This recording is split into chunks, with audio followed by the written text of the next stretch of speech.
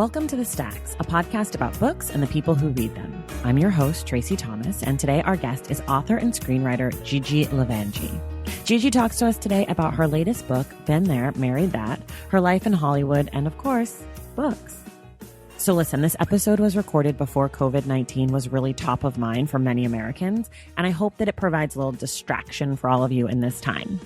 If you're feeling like you want to help out, I have left a link in the show notes for Feeding America. They're a nonprofit that fights hunger in America and is currently focusing their efforts on children who rely on their schools for meals. So if you're in a position to help out, please do so. Either way, please stay inside, stay safe, listen to old episodes of The Stacks, and wash your hands. Make sure you're following The Stacks on social media as we have some exciting new things coming your way. Our Instagram is at The Stacks Pod and our Twitter is at The Stacks Pod _.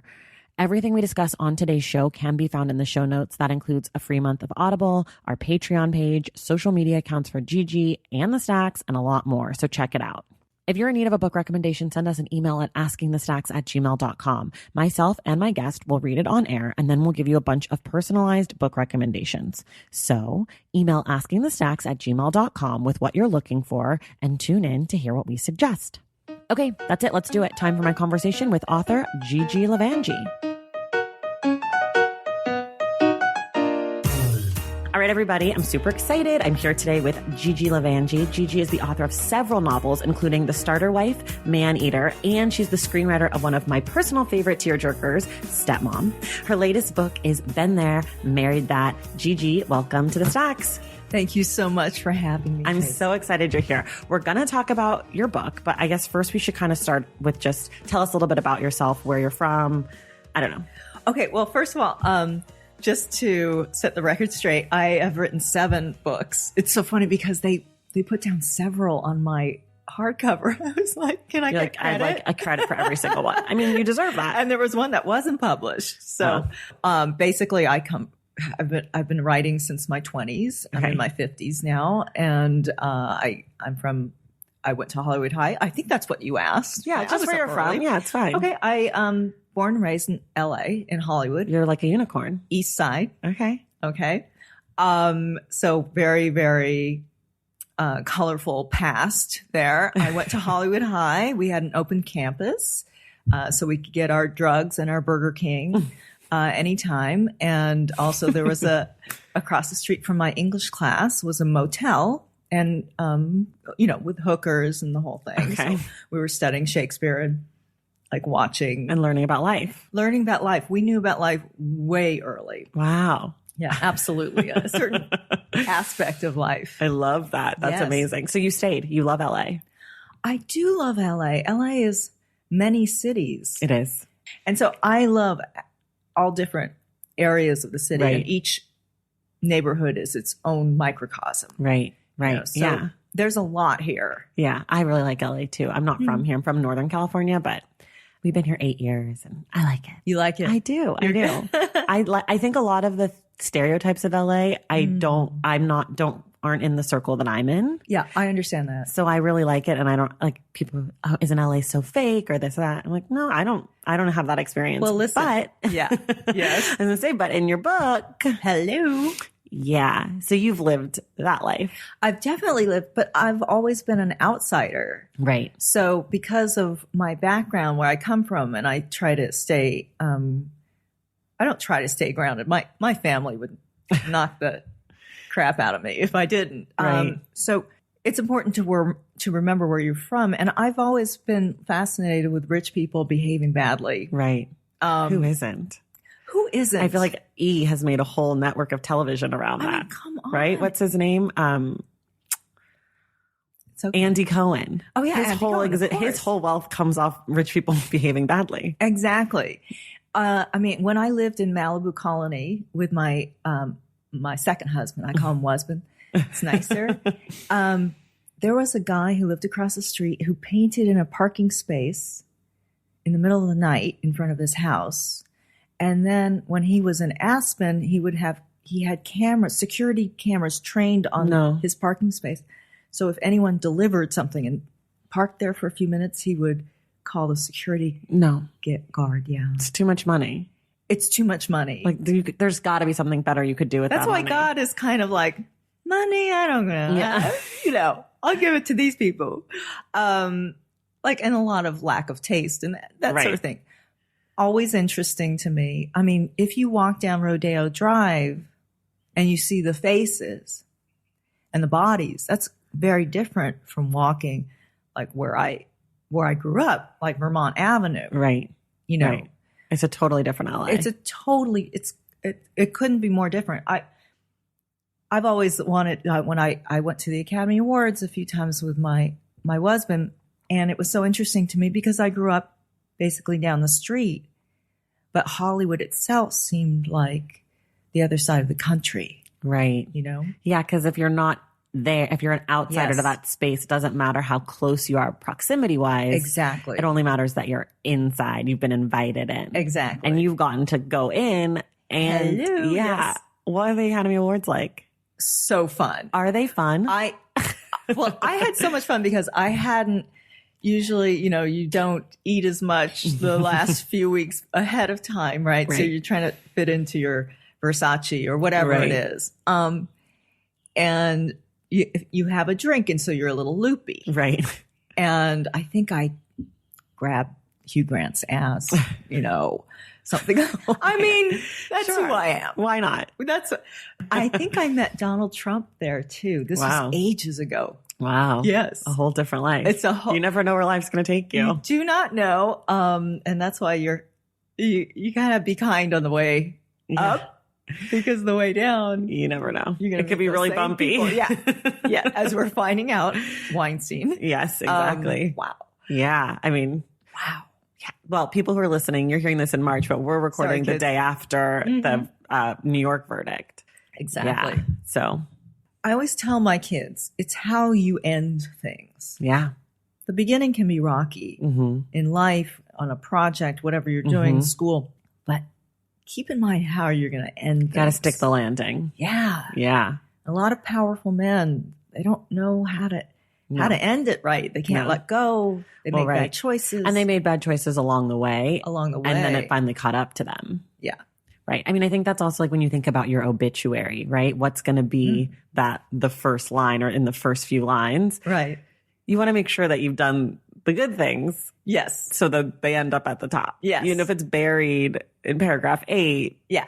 That's cool. That's okay. If you did some things that end up in paragraph 8, that's okay. But you don't want that to be. Mine will be like somewhere down there. I said, I made fun of people who live in rich enclaves. I think late in yours will be grabbed Hugh Grant's ass at the Oscars. It happened. I'm pretty sure. It might have been somebody else. I don't know. Before we talk about your book, I just have to fangirl a little bit about Stepmom. Oh, yeah. It's like, if you've never seen Stepmom, So nice. It's about a stepmom. Is that you? Yes. Played by Julia Roberts. Of course, who wouldn't want to be played by Julia Roberts? When you write your own screenplay, you get to say, and Julia Roberts will play me. Yes. And I don't know if it's a spoiler. The movie came out in like 98 or something. A spoiler. Yes. I might be spoiling this movie, but she and Ed Harris, right? They get married. The stepmom is Susan Sarandon.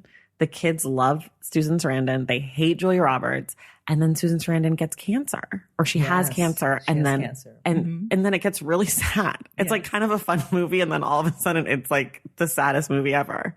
Yes. I just love it. On purpose. Yeah. I mean, I guess such is life. I always thought, what would it be like to have to train somebody to raise my kids? Right. Like your replacement. And this is before I even had kids. Oh, wow. Yeah. So I was thinking about this, and that screenplay I wrote very quickly because as a story, it just kind of is obvious. It writes itself. Right. And I think because it's so basic and it hits us sort of where we live. Yeah. I think that's why it's been so successful. Also because Julia Roberts, I mean, who wouldn't want her as a I know. stepmom? I mean, that whole cast is like knockout. I went to visit. I went on the set and I shook Ed Harris's hand and I looked away because it was like just temple of testosterone. I cannot deal with this. It's right like now. too much swooning. Yeah, it's just too much for me. I love it. I'm not I love strong it. enough. Oh, God, such a good movie. Okay, let's talk about thank your book. you. I just had to throw that out there because your publicist is a good friend of mine, Joseph, who's been on the podcast. I love him. I love Joseph. I know him from New York. And when he was telling me about your book, he was like, and she wrote Stepmom. And I was like, great, send her my way. Happy to do anything that has to do with Stepmom. Thank Love that you. movie. Thank you. Now let's talk about your novel. It's called Been There, Married That. It's super fun. If you guys look at the cover of it, you know you're in for a good time. The cover totally encapsulates the book, like this, just the vibe. Yes. And it's about a woman, Agnes, who is getting a divorce from a very high-powered Hollywood screenwriter. He's a producer. Yes. Producer. Yes. That's right. Yes. He's a producer. Yeah, And who cares about high-powered screenwriters? I guess that's true. There aren't really that many. High-powered producer. And it's about her. Basically, the book starts, she's written her own book. Mm-hmm. He's nowhere to be found at her book signing. She goes home. She can't get to the gate, into the mansion. And that's kind of where the book starts. He wants a divorce. We take it away. She gets tased. She gets tased by a security guard. As it happens, yes. How much of the book is really based on your life? You know, I always take seeds of what happens in my life. Right. And then, but there are so many other people who tell me their stories. And some are really harrowing. I don't want to make this wasn't a serious, dramatic book. I wanted to take it and just turn it on its side and just have something that entertains people while still saying what really matters, because her sister comes into the story. What really matters is family sticking together. Right. And at the end, I mean, it's certainly not a tragedy. No. So, of course, I take little ideas from my own story. Like the starter wife, that came because I would have these girls' nights, and there was always, at my house with my husband, and there was always somebody who I knew just wanted to slit my throat and move in. Wow. You have to be very careful out there. Right.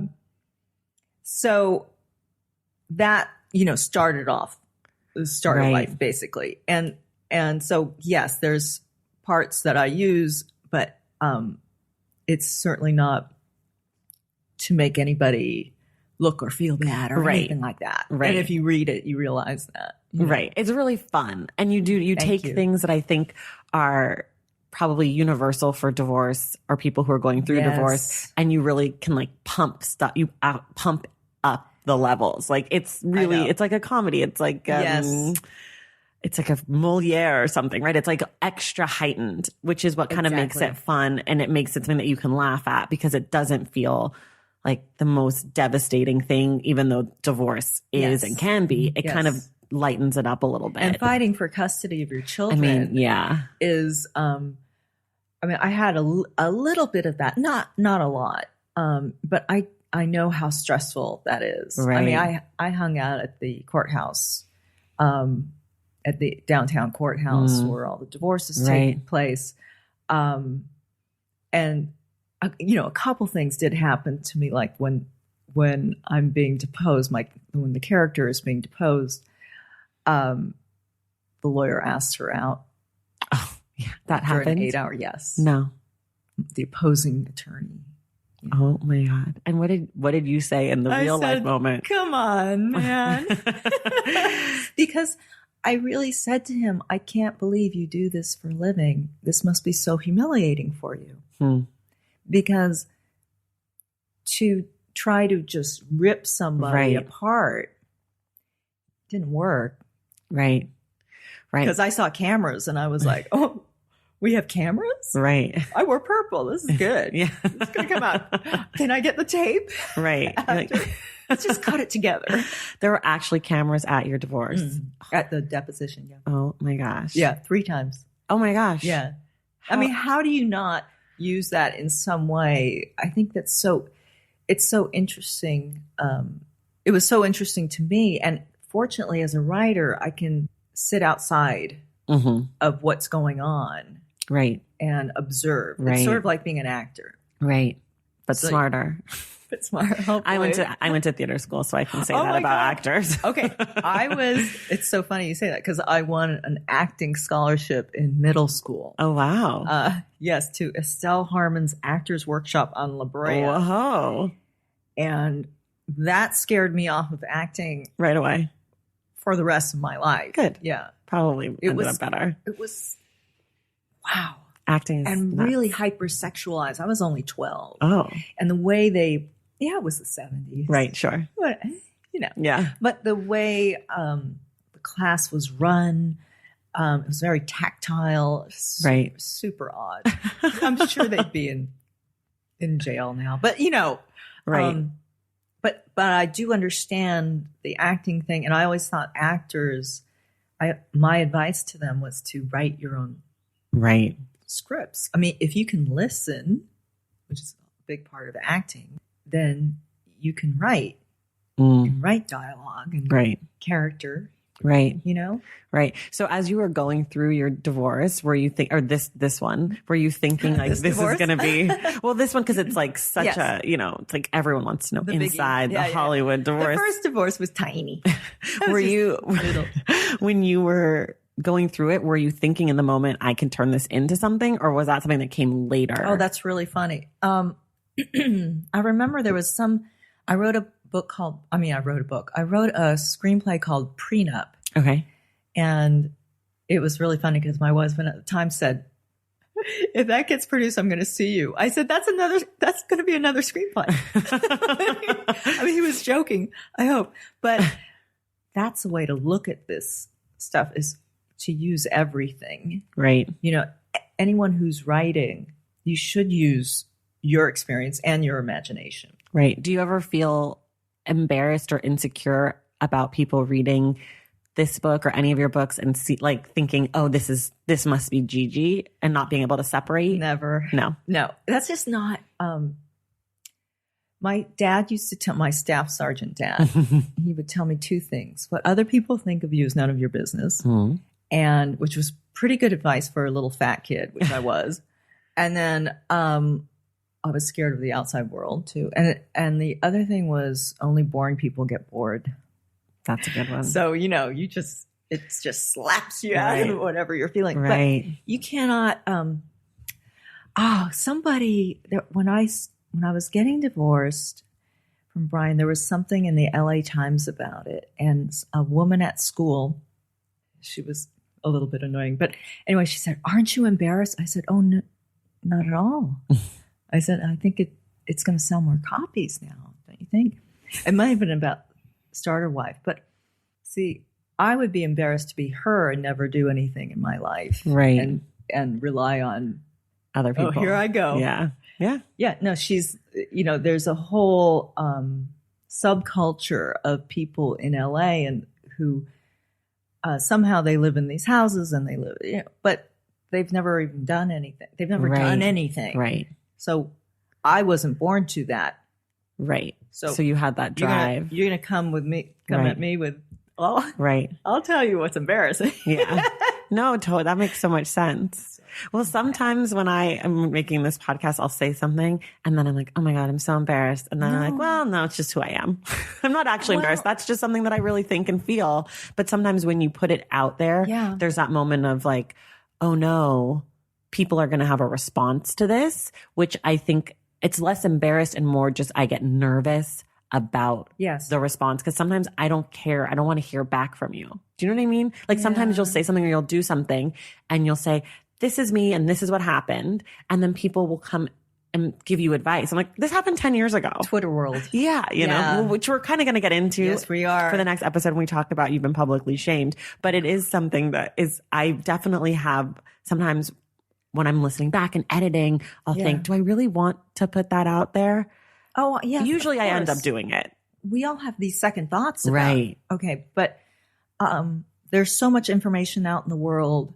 And it's like being on the dance floor in middle school, or we used to call it junior high. Nobody's looking at you dancing, really. Right. They're all thinking about their own stuff. Right. That's what I say about yoga class. At People least who are nervous to go to yoga. I'm like, everyone's I too love busy yoga. worrying about how they look and how Yeah. they're balancing to be looking at you. Yeah. No one cares about your pigeon pose or whatever. Exactly. But if you touch my yoga mat with your toe, there's going to be an issue. If your sweat gets on me, it's over. It's done. We're going to have a problem. Exactly. Valentine's Day is upon us, and I've got love on the brain. Love for books. Duh, of course. Hello. Did you forget what podcast you're listening to? I love bringing you all great reads, exclusive author interviews, and behind the scenes book gossip. But I can only do that with your support over on Patreon and Substack.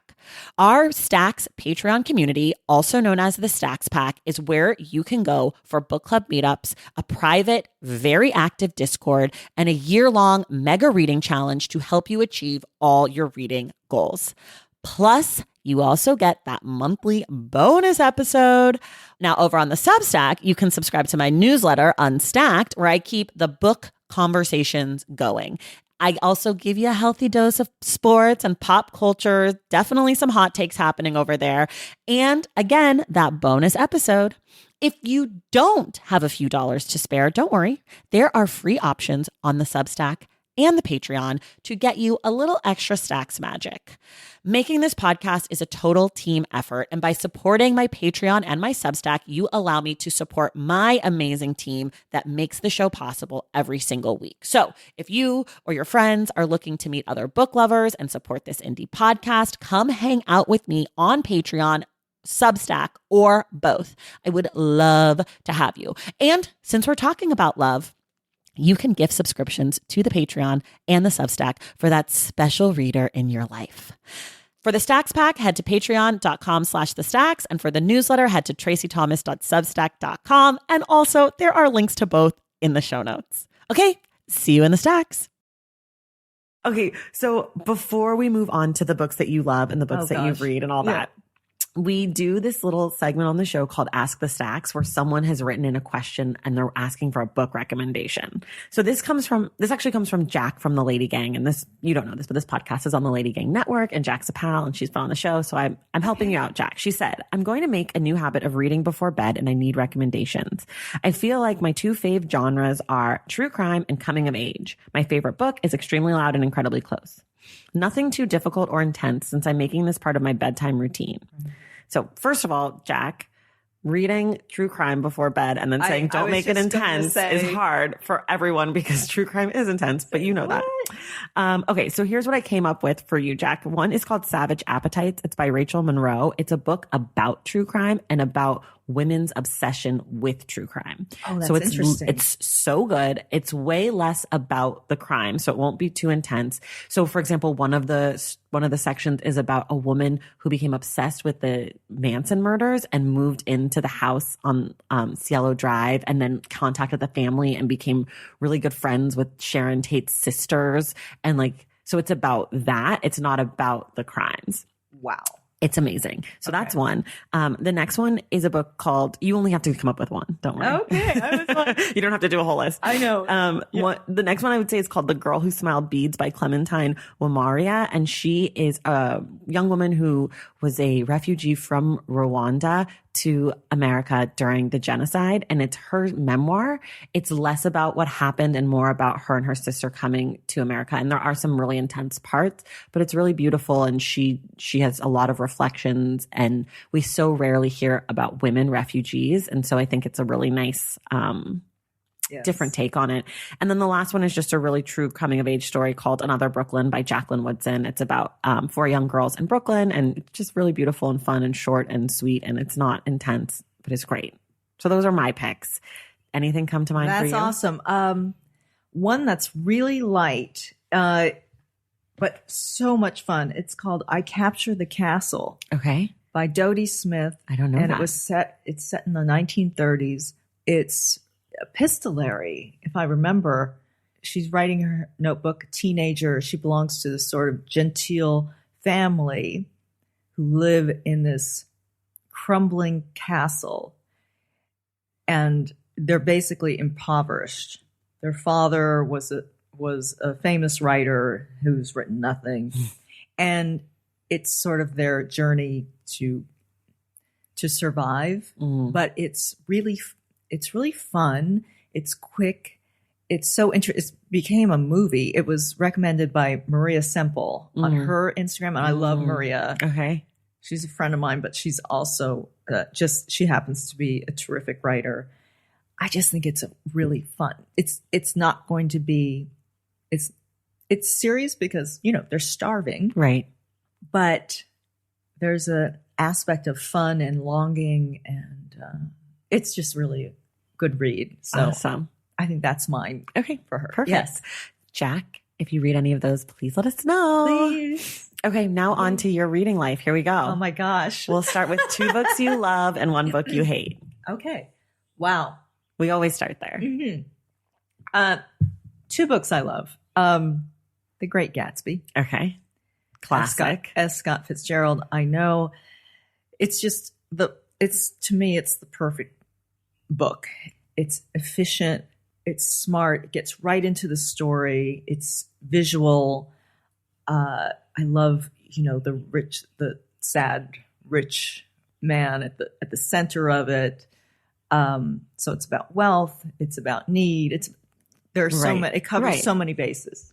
And the other, Love in the Time of Cholera, Gabriel Garcia Marquez. I read that many years ago, but that's kind of stayed with me just because it's so poetic. He's one of our finest, one of the finest writers ever.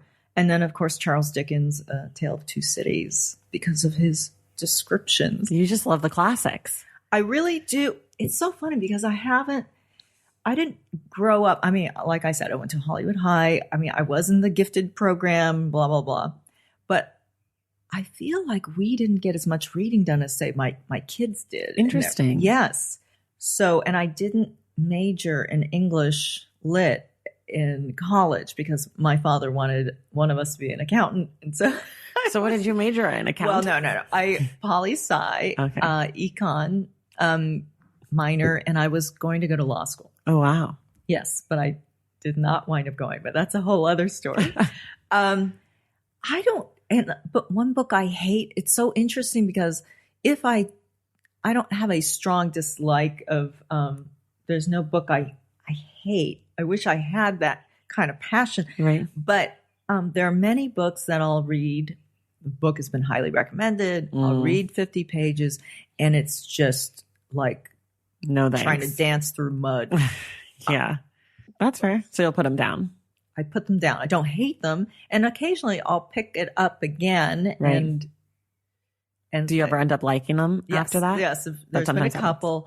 And then I have to blame myself, which is not pleasant. that I have ADD or something. No, I always say there is a time to read books in one's life. Yes. And sometimes when you pick up the book, it's not the right time. I mean, who knows if I would like A Tale of Two Cities today. First of all, our brains have changed. Right. Drastically. Right. So, like someone was telling me, I did a book signing at her place. She has for women who write. And when I did it 8 years ago, I read for 10 minutes. She said, today I would maybe have you read for 3. Wow. Interesting. We don't have the same attention span. No. Interesting. Yeah. And I mean, we can't all blame it on twins. No. Right. I can though. Yeah.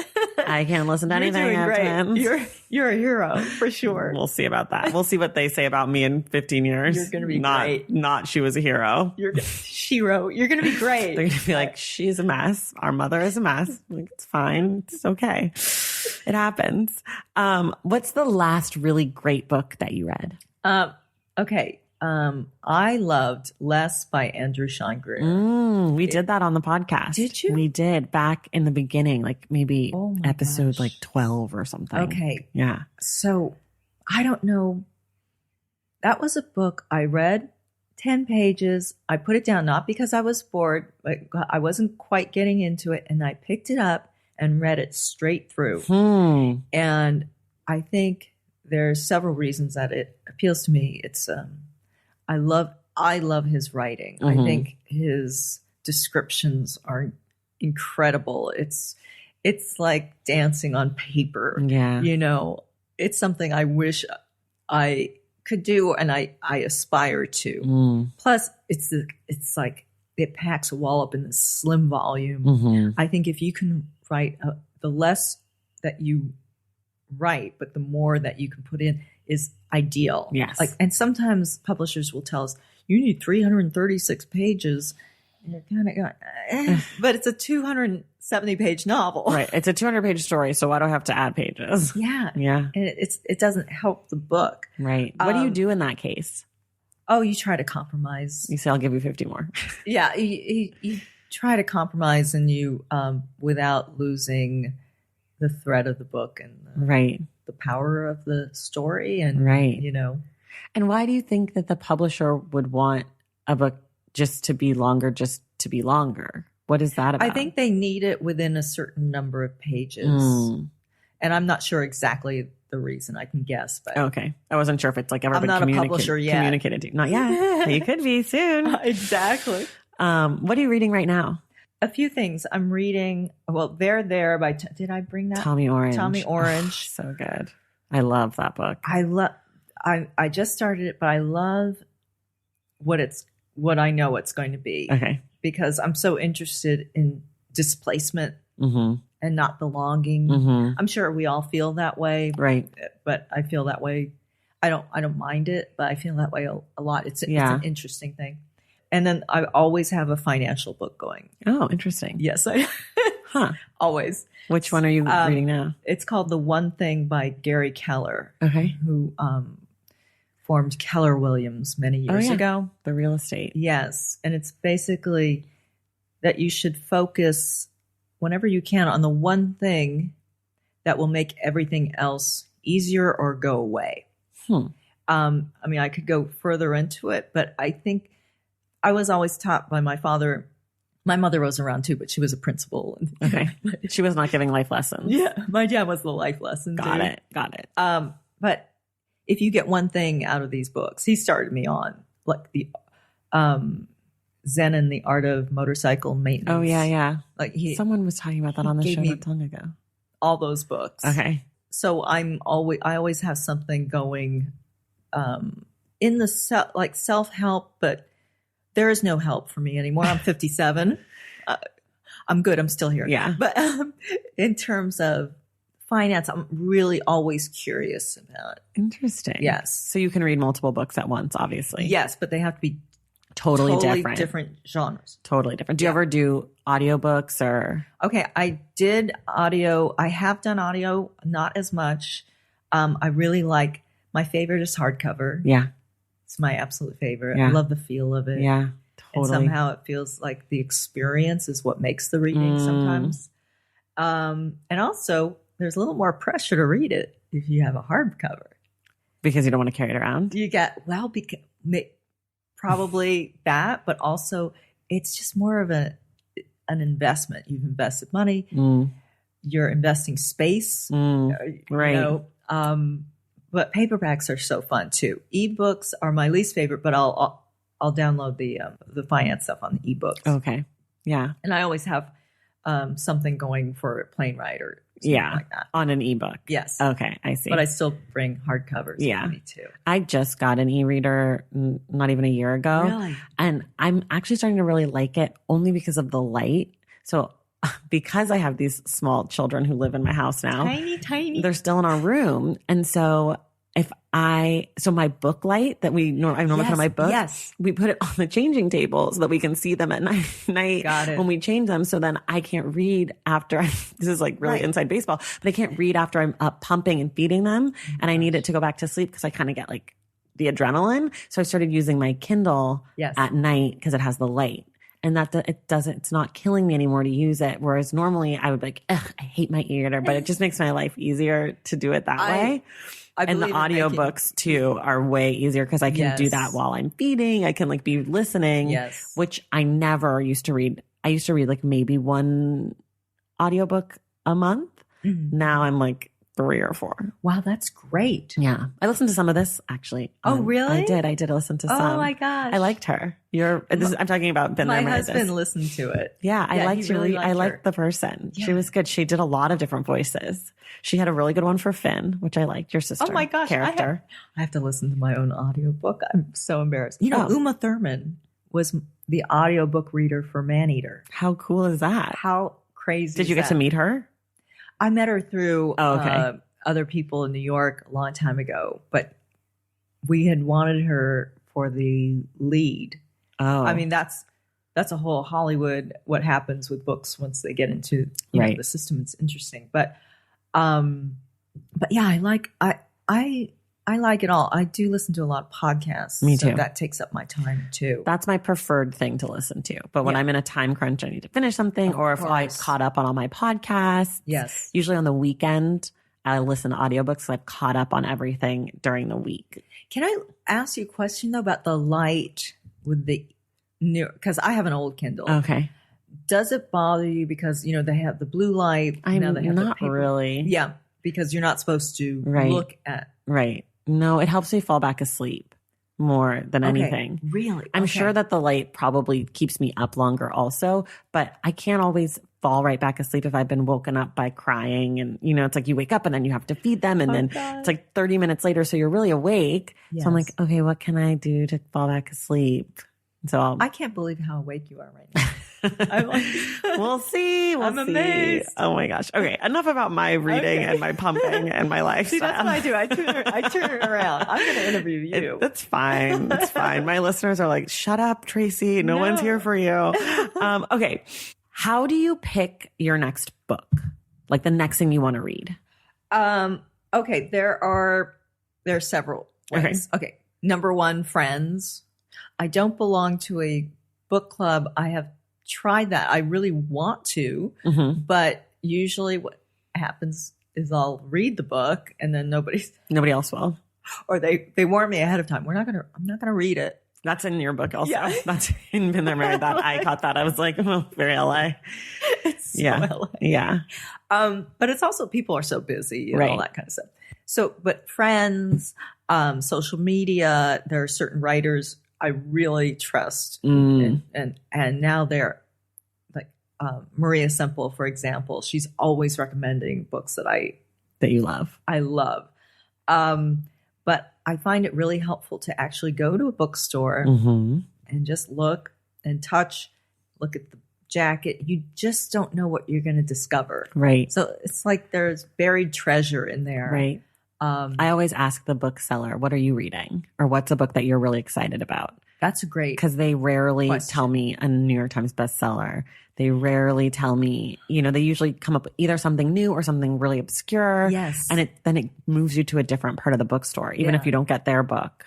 I've always liked people who work in bookstores anyway. Me I feel too. like on some level, that's my tribe. Right. Well, you mentioned Book Soup in your book. Yes. And that's one of my favorite bookstores here in LA. Love it. I love all they have the little tabs where they write what they thought about the book. Yes. And the whole store is like covered in them. Yes. I love it.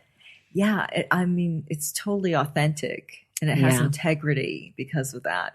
I was just there the other day. I was just there signing books and it's so funny because what I wrote on my Instagram is so true. I mean, I grew up on the Sunset Strip, from the time I was a teenager. Right. I danced with Prince and I know, and Rick James. Wow. At Carlos and Charlie's 16. When are you going to write your memoir? Oh, well, my first book called Rescue Me, that was a coming of age story, but it takes place a little later. But that is basically sort of a much more gritty take on the whole Hollywood lifestyle, but the other side of it and Laurel Canyon and drugs and all the things that I experienced. But I think that's probably, at some point, the Girls of Sunset Strip or something. Yeah.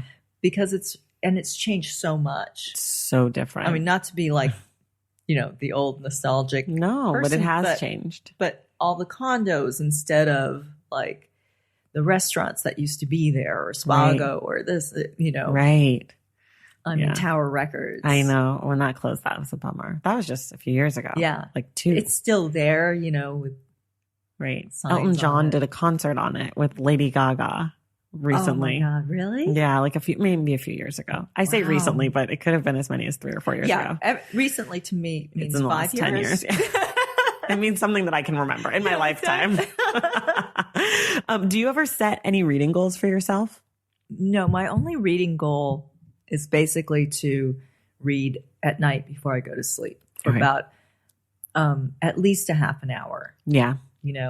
That's good. And you get it in most nights. Yes, unless like I had a problem with Schitt's Creek because that took up my reading. It was so good. Netflix is always getting in the way of reading, I feel. It's a problem. I mean, people, I was talking to another writer and he's a screenwriter, and he said, people at dinner parties talk about what they're watching, not what they're reading. Mm-hmm. And it didn't used to be like that. Right. Even in LA. Right. But it didn't.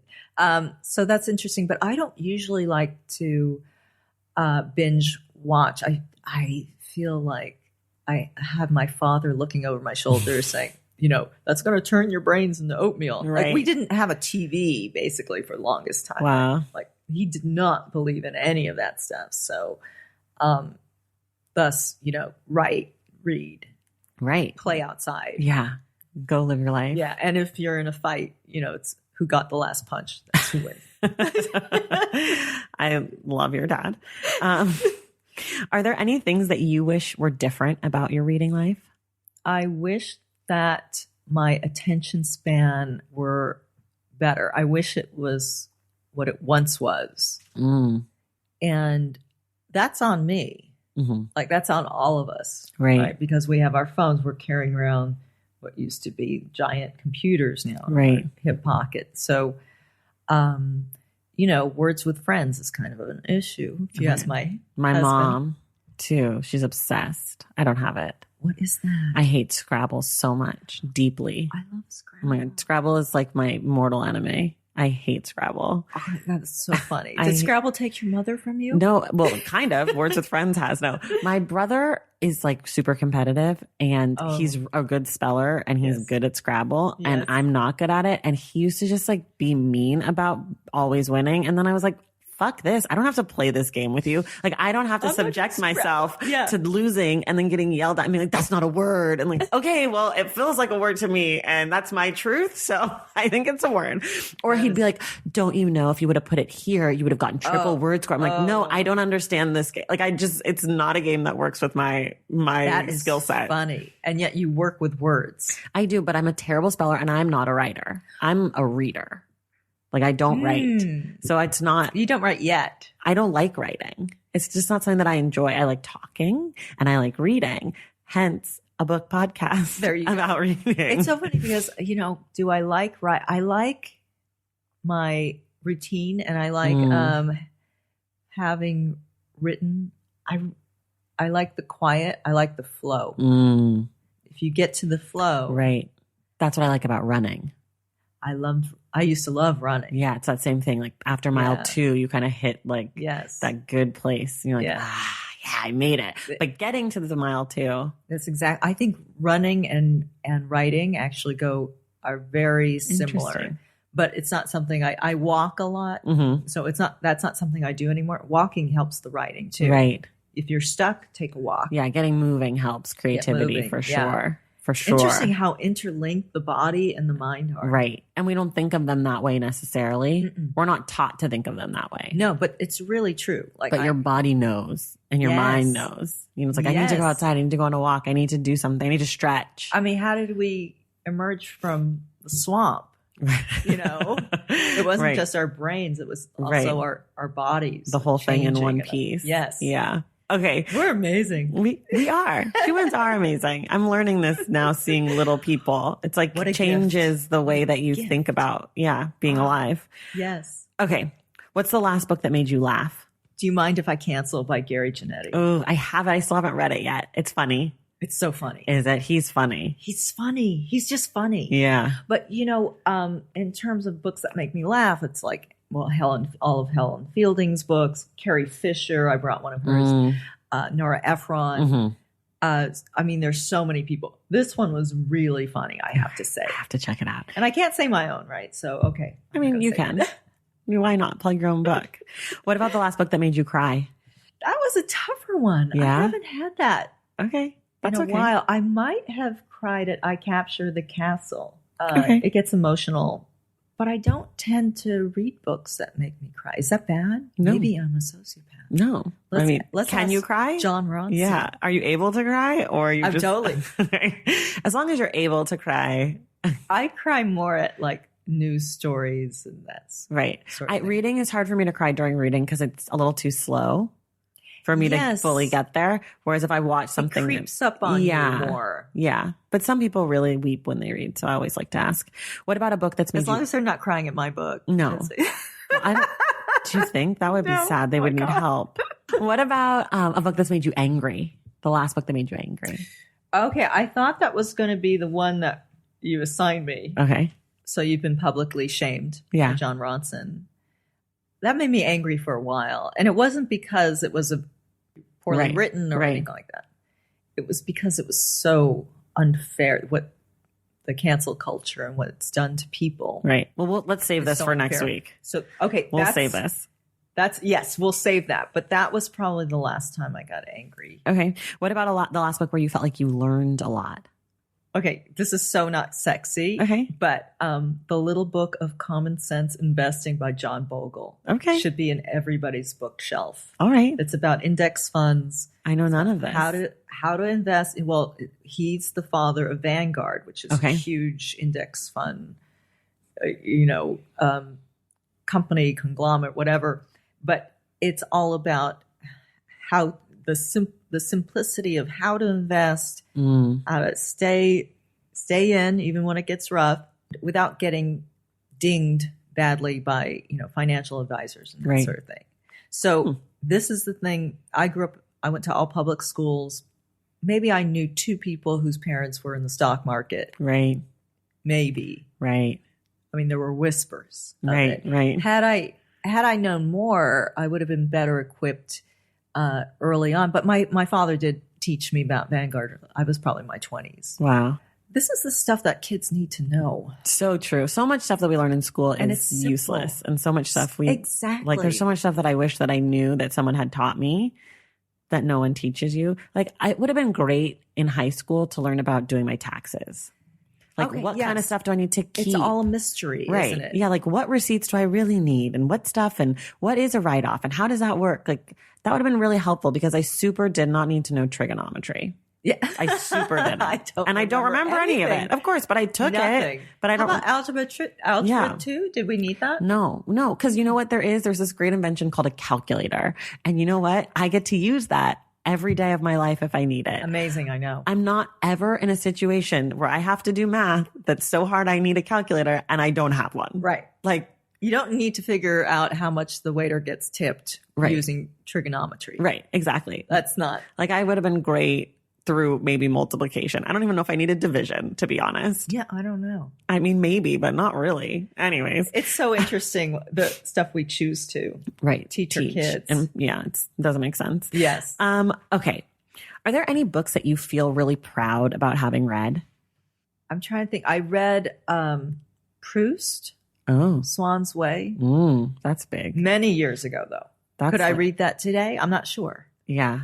So The attention span thing. the attention span thing, and it weighs 5 pounds, right?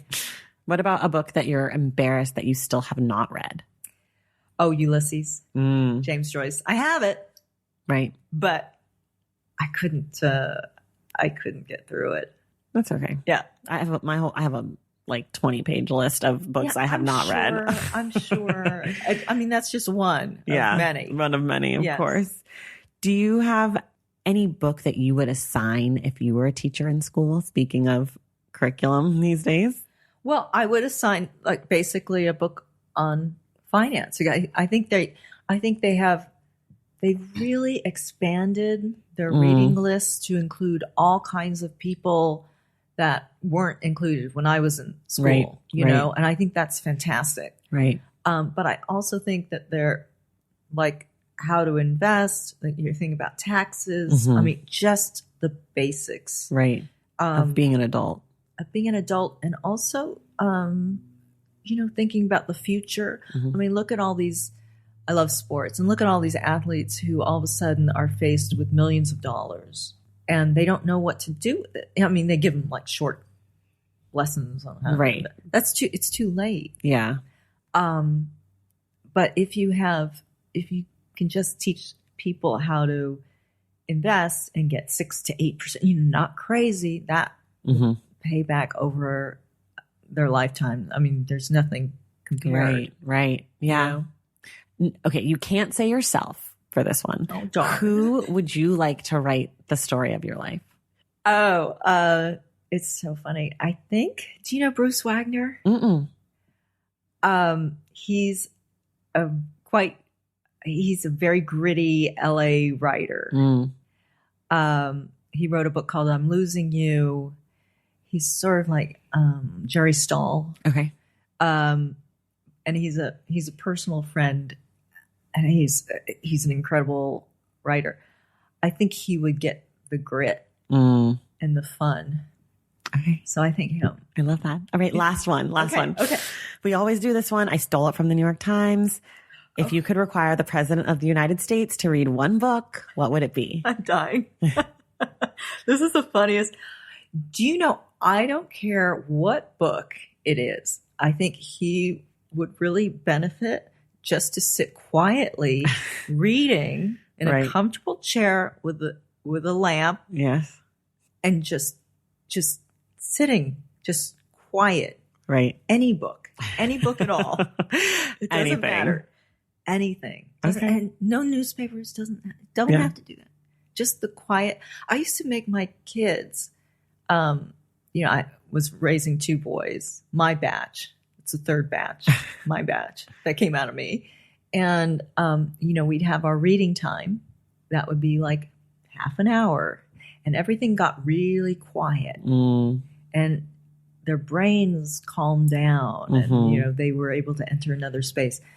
I think that would be beneficial. Yeah. Yeah. I think that's a good place to end. I know how I'd raise them. Yeah, that's really good. Okay, so next week you're back and we're discussing So You've Been Publicly Shamed by Jon Ronson.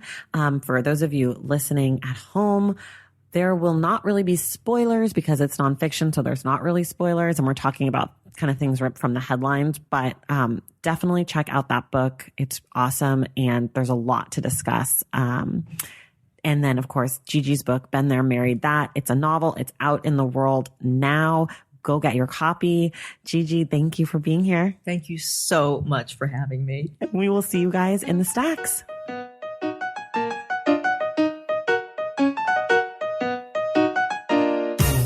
Thank you all so much for listening, and thank you to Gigi for being our guest. Also, thank you for Joseph Papa for setting up this interview.